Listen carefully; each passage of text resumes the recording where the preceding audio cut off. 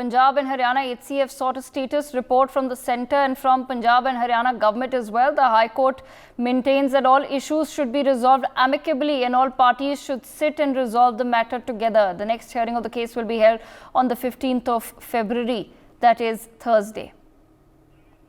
Javed with me on the broadcast. Javed, if you can take our viewers through what's happening as far as the court proceedings are concerned in the farmers' protest case.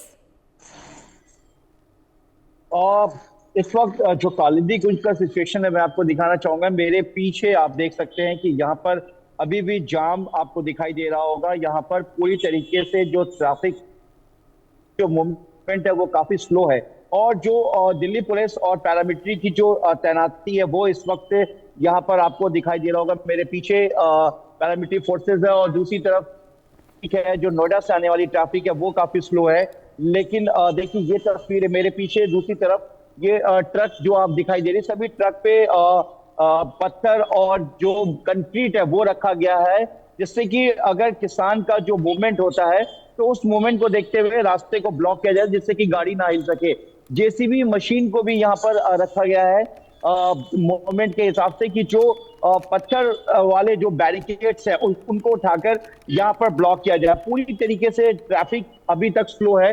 अब जैसे जैसे सुबह शाम का वक्त होगा traffic का जो मूवमेंट है वो थोड़ा सा और बढ़ सकता है। और देखिए जो डंपर है वो अभी भी यहाँ पर लगा हुआ है डंपर, और ठीक पीछे दूसरी तरफ मेरे पीछे बैरिकेड की उस तरफ आप देख सकते हैं कि दिल्ली पुलिस की जो वैन है वो वैन वहां पे लगी, जिसमें दिल्ली पुलिस की जो फोर्सेज हैं वो उसमें तैनात है। इसके अलावा पैरामिलिट्री फोर्सेज तैनात है। ये कालिंदी कुंज है, यहाँ पर नोटिस भी आप देख रही हैं, बैरिकेड के पास ये नोटिस चिपका हुआ है। वहां दूसरी तरफ बैरिकेड पे वो वहां पर भी हिंदी में धारा 144 की जानकारी दी गई है और कहा गया कि अगर कोई भी यहाँ पर किसी तरीके का जो गड़बड़ी होता है या माहौल को खराब करने की कोशिश की जाती है किसी की तरफ से तो उन पर कार्रवाई होगी, कानूनी कार्रवाई की जाएगी।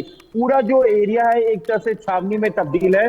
और अब प्रोटेस्ट को लेके मेरे पीछे देख सकते हैं कि दिल्ली पुलिस जो मेरे पीछे पुलिस खड़ी है वहां पर इस वक्त ब्रीफिंग चल रही है इस पूरे प्रोटेस्ट को लेकर कि 14, 15, 16 उसके 13 के बाद यानी कि कल की आज रात की स्ट्रैटेजी क्या होगी कि किसान का जो कॉल है कि वो जिस तरीके से कल यानी कि सोमवार के दिन चंडीगढ़ में उनकी जो बैठक होनी थी किसानों की उसका कोई हल नहीं निकला, बिल्कुल पूरी तरीके से बेनतीजा निकला। उसके बाद उन्होंने दिल्ली चलो का उन्होंने कॉल किया था और उसके बाद आज शंभू बॉर्डर पर जिसका रिटेलिएट भी देखा गया कि किस तरीके से किसानों ने वहां पर हंगामा किया।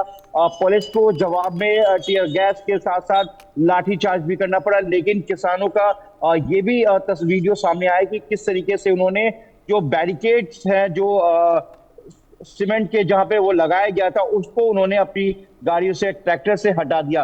तो इन तमाम रिटेलिएट को देखते हुए दिल्ली पुलिस पूरी तरीके से अलर्ट मोड पे है और किसी भी तरीके से कोई भी सुरक्षा में चूक नहीं चाहती है। दिल्ली पुलिस लगातार कोशिश कर रही है कि जो किसान जो एनसीआर के जो नेता उनसे बात हो सके, क्योंकि अभी नोएडा में भी कुछ देर पहले ग्रेटर नोएडा में भी किसान जो नेता है उनकी वहां के एडमिनिस्ट्रेशन से बात चल रही है।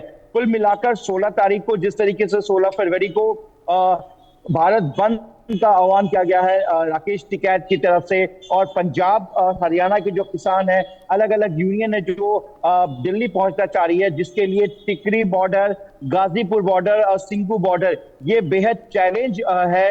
इनको मोस्टली जो जानकारी मिल रही कि सील कर दिया गया है और उसके साथ जो दिल्ली के दूसरे बॉर्डर्स हैं उनको बैरिकेटिंग भी की गई है और डंपर भी लगाया गया है और जो सीमेंट की जो हेवी दिल्ली पुलिस की बैरिकेटिंग हो रही है उसको लगाया गया है, क्योंकि ट्रैफिक को भी किसी तरीके से बंद नहीं किया जा सकता है, क्योंकि अगर इस तरीके से किया जाए तो पूरी दिल्ली बंद हो जाएगी। क्योंकि जो लोग हैं स्कूल खुले हुए हैं, कॉलेजेस खुले हुए हैं, स्कूल में बच्चों के एग्जाम चल रहे हैं। ऐसे में जो दिल्ली या दिल्ली के इंटर जो बॉर्डर्स के आसपास के स्कूल हैं वो कहीं ना कहीं इफेक्ट हो सकता है, कॉलेजेस इफेक्ट हो सकते हैं, या जो बच्चे या जो स्टूडेंट दिल्ली से एनसीआर की तरफ जाते हैं ऐसे में उनको प्रॉब्लम हो सकती है।